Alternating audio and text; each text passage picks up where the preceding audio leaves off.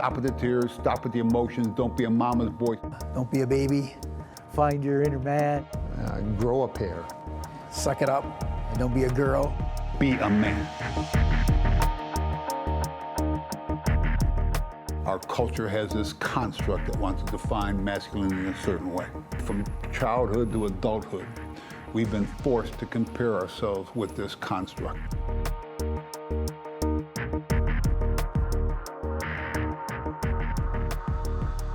The first thing that comes into mind is, being this macho individual. I always thought that being a man meant being tough.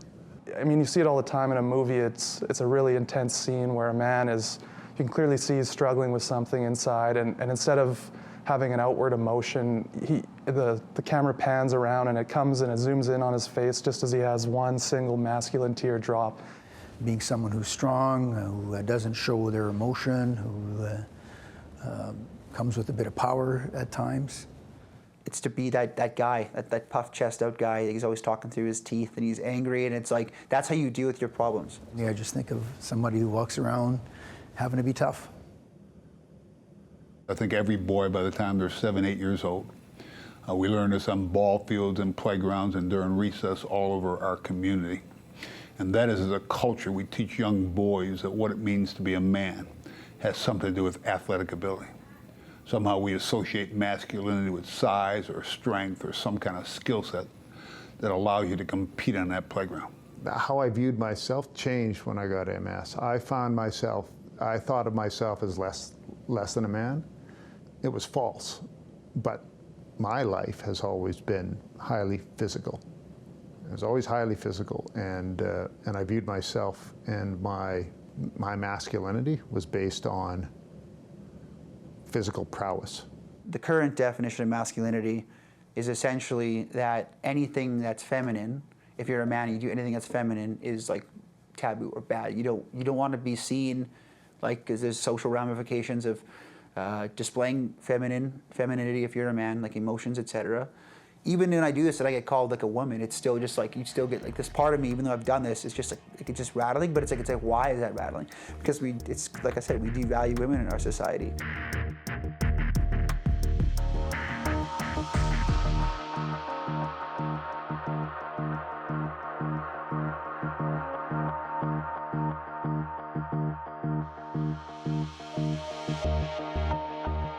I really started to question that when I started to look around and I see all these people hurting.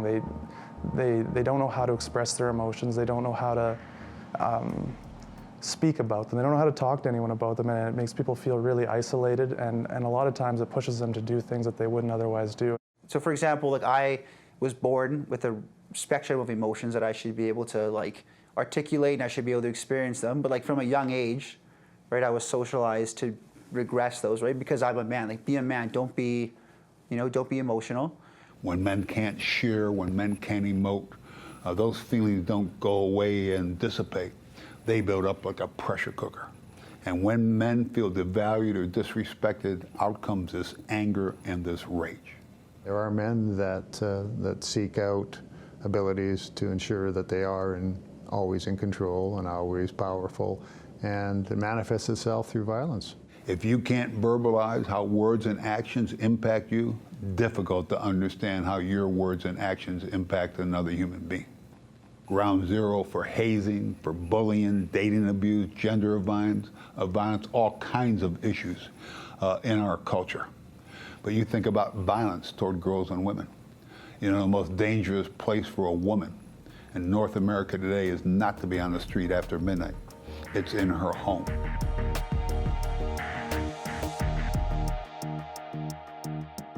This documentary is so important because the grassroots of violence in interpersonal relationships comes from the need to dominate, the need to overpower. We have shelters for abused women that don't have enough space. Obviously there's a problem and continues to be a problem.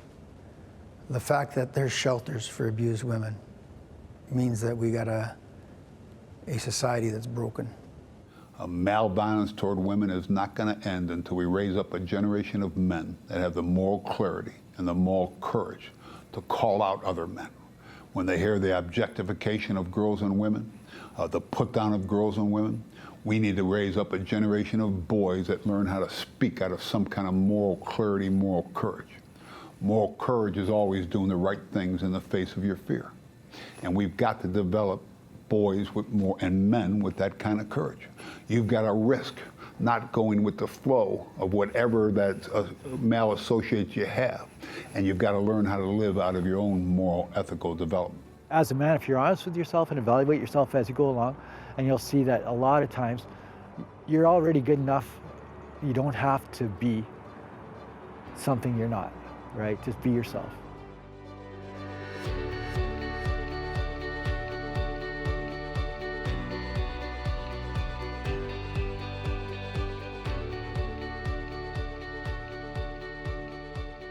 Showing vulnerability to other people is really difficult for me, and so when I started to really struggle with that, that's when I started to question masculinity and what it really means and what it should mean.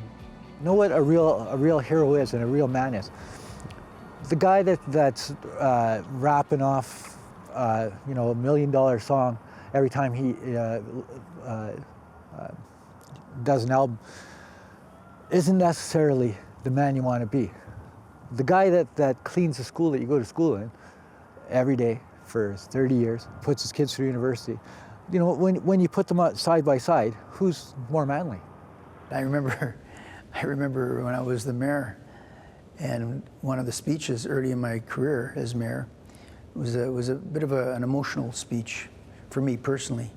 And of course, I broke down and cried during the speech. And of course, you know, it's in front of a lot of people.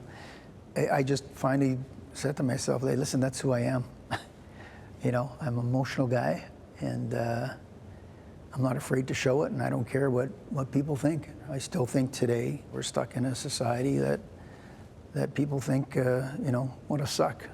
So much for being that strong leader. To me, masculinity is confidence without the need to dominate and control.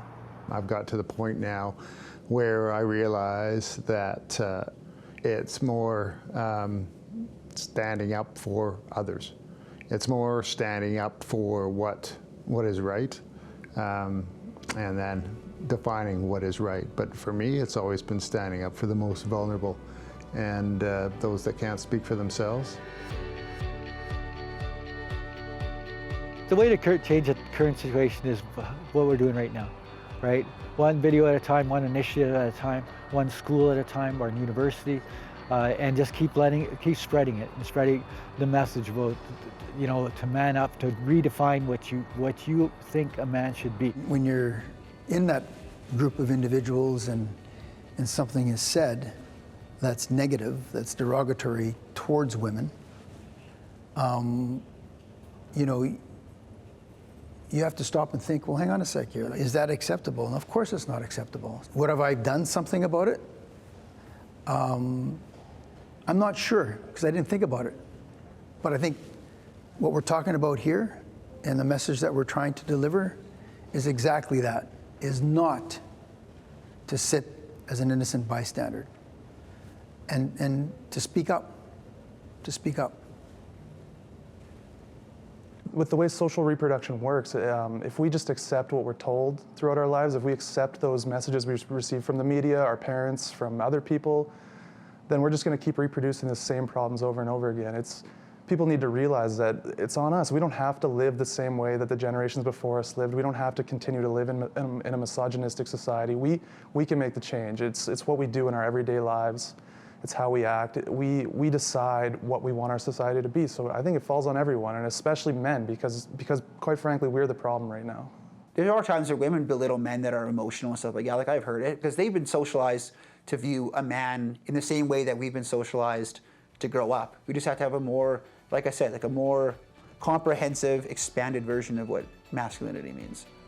And my experience is once you get one man to be truthful, to be honest about their feelings, their fears, boy, that lowers the wall, that lowers that facade, and now men can start to connect for the first time. Plant the seed, let it germinate, let it grow. Let the ideas grow, let them spread. Be amazed where it's going to go.